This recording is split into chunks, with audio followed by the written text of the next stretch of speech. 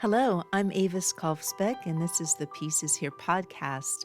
Welcome to Peacewarts, School of Peacecraft and Inquiry, where we practice the skills of peace through short classes. We take the peace work seriously, but not ourselves. If you're joining us mid-school year, you're not late. Orientation begins at episode 198.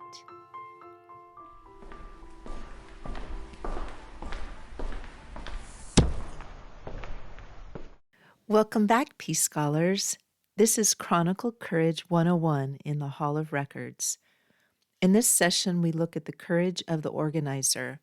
We are studying Bayard Rustin, the man who served as the invisible professor of nonviolence in the American Civil Rights Movement. We need, in every community, a group of angelic troublemakers. Bayard Rustin, strategist and chief organizer of the 1963 March on Washington. Rustin is often a footnote in history books. This is partly because he was a gay man in an era where his orientation was used by political enemies to threaten the movement's progress. It is also because his work was the unglamorous labor of logistics. In this department, we know that peace is not just a feeling, it's a technical achievement. Rustin was the engineer who proved that nonviolence is a science of coordination. History. Bayard Rustin understood that for peace to be effective, it must be more disciplined than war. He didn't just advocate for nonviolence, he drafted the manuals for how to execute it under extreme pressure. The logistics of the march.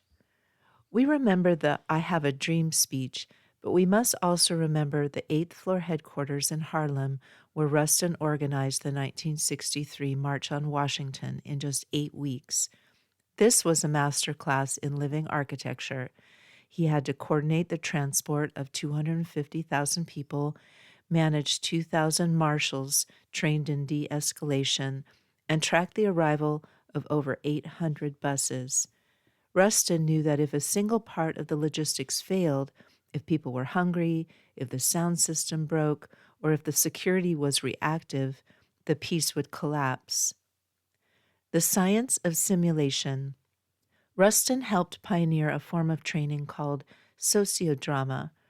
These were not just talks, they were high-intensity simulations.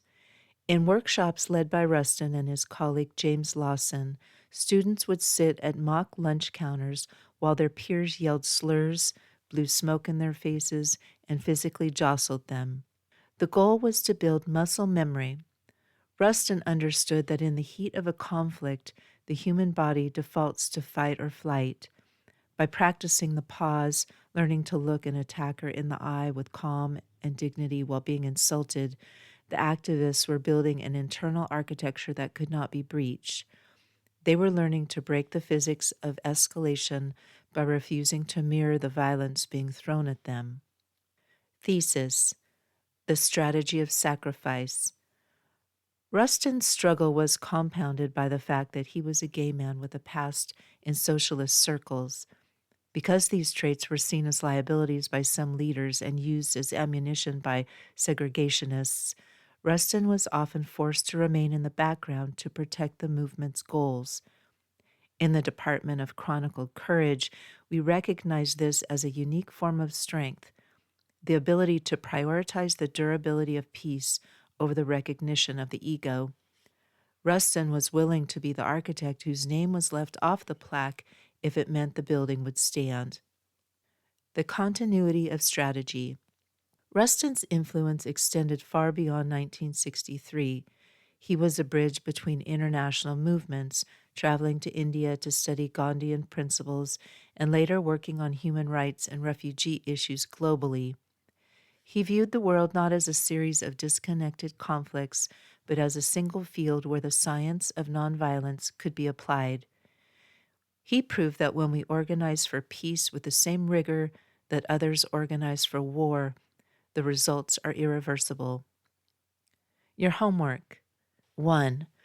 Look up the Nashville Sit-in workshops or Bayard Rustin's Manual for Organizers and find one specific instruction given to the participants about how to maintain their composure.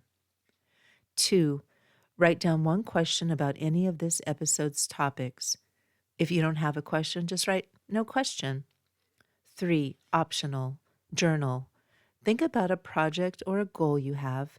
How much of your energy is going into the speech, the public facing idea, versus the logistics, the actual preparation and discipline needed to make it work? What would it look like to treat your personal piece as a technical problem to be solved with preparation? The ink of the future. In the Department of Chronicled Courage, we believe that peace is a built environment. It requires architects who are willing to do the invisible work of coordination. The record shows that mimeograph machines of history, the small logistical acts of preparation, are what keep the world running smoothly. While some stand at the podium, others are organizing the space for peace to happen. Until next class, keep your eyes on the evidence. Thank you for listening. If you'd like to support the Pieces Here podcast, the most helpful way is to follow it wherever you're listening. It helps share the message with others. You can also support this piecework at my Patreon for $4 a month, about what a used paperback goes for these days. Just go to Patreon at patreon.com/Avis Kalfsbeck. That's AVISKALFSBEEK.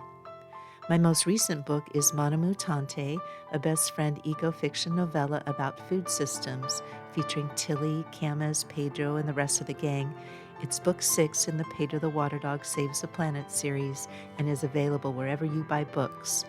You can find all of my peace projects and stay in touch at aviskalfsbeck.com.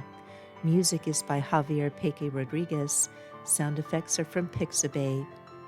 Regarding peace, we need not delay or despair. We are not late. We are right on time to love. We are all scholars of peace. Listen for the peace.